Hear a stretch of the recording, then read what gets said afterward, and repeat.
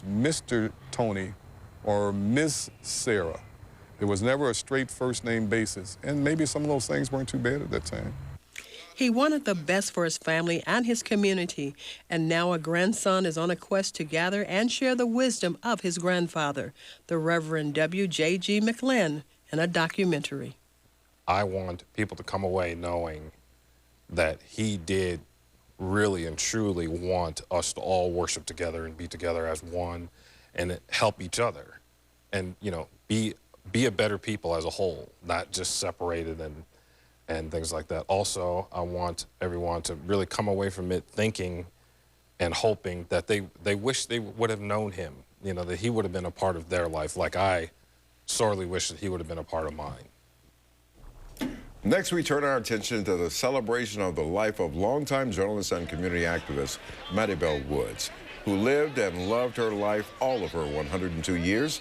And joining me in studio to remember the matriarch of Milwaukee's black press is Mattie Bell's grandson, Ken Bedford. Ken, thanks so much for joining us. Thank you for inviting me. Well, we know that all of Milwaukee feels like she is and was our family, but you were flesh and blood. And I guess I got to start with the story I heard about her putting the first still camera in your hand. Tell me more.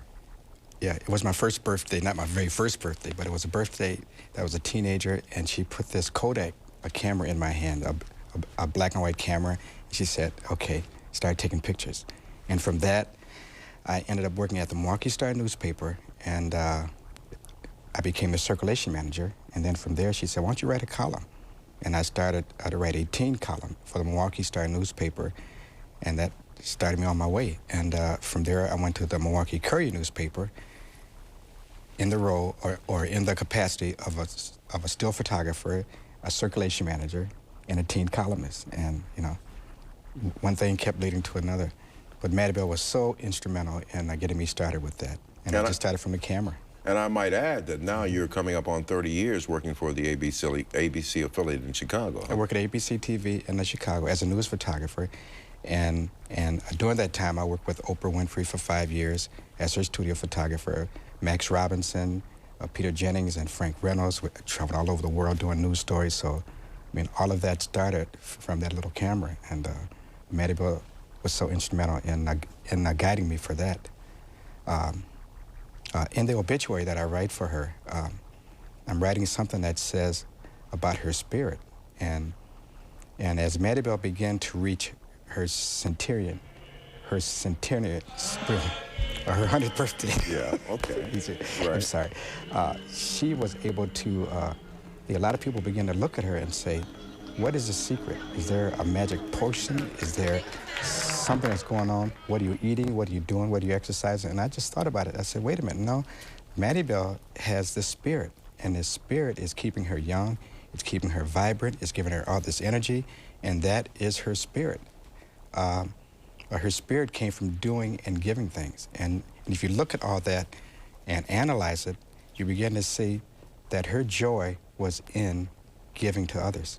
She gave to youth, she gave to the community, and that pleased her quite a lot. Tell me about the life lessons she taught you as well. I mean, there's got to be something. We all know about the public Mattie Bell Woods, but tell us about the private Mattie Bell. It was so much because it was so close. Her public life was so close to being a grandmother, and you notice I call her Mattie Bell and not grandmother because, I mean, it wasn't like she always said, you must call me Mattie Bell. No, we just called her Mattie Bell because so many other people around her called her Mattie Bell. And we had another grandmother, her mother, we called her grandma. And so we just thought it was a bit confusing, so we always called her Mattie Bell and her mother grandma.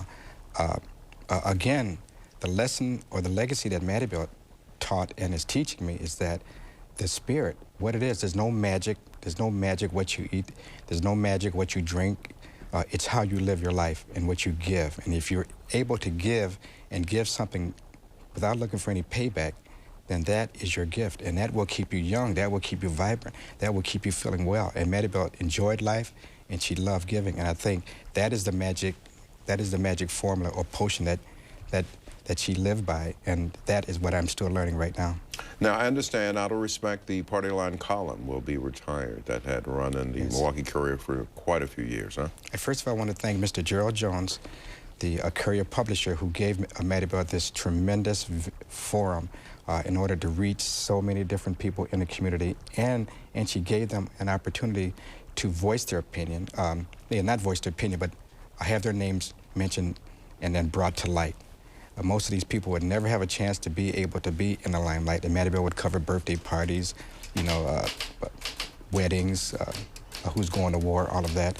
And these people were able to see their name in print. And Gerald Jones of the Milwaukee Courier was very instrumental in that, and I thank him for that. I asked the Courier to retire her column, not to do away with the entertainment column, but but that sort of party line where you mention names, let's let that be Maddie Bell's thing, you know. And there. I've got about a minute left, and you talked about the party column, but there was a political side to Maddie Bell Woods as well.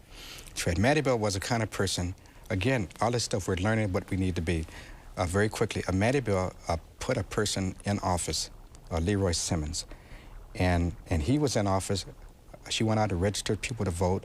She went out and to support this man. Once he became in office, African American, once he was in office, what happened was that he was not able to do what he was supposed to do. And Maddie Bell got him out, and she put in Isaac Coggs, which started that whole Coggs legacy. We're very proud of that, and it shows what you need to do. Even though you're African American, if you don't do your job, out you go. Coming up on 30 seconds, how do you want Maddie Bell Woods to be remembered? I want Maddie Bell Woods to be remembered for her spirit. Her spirit is so important, her energy, and that was the magic that she had. Get funky with it. Oh! Oh, yeah. Come on. Cha-cha now, y'all. Turn it out. How low can you go? Can you go down low? All the way to the floor? How low can you go? Can you bring it to the top? Have you had the opportunity to really sit down with your children and the other grandchildren to really have them understand who this giant of a lady was to Milwaukee? I haven't yet because I'm actually just really now trying to understand it. And, you know, she was amazing. I mean, Maddie Bell was just an amazing person. That she was. Ken Bedford, thanks so much for coming in and with us and celebrating the life of Maddie Bell Woods. Honored to be here. Thank you. Thank you so much. Thank you for joining us tonight. It was a special time for Black Nouveau to be able to share with you just a tidbit of the lives of these two Milwaukee icons. Join us next week for another edition of Black Nouveau when we bring you the latest information on the Boys and Girls Club when producer Cherie Dallas talks with their new president. And while the death toll is quietly mounting in the war in Iraq, the news coverage seems to be sporadic at best. But next week, we'll talk with a veteran just home from the war. All of that and more on the next Black Nouveau.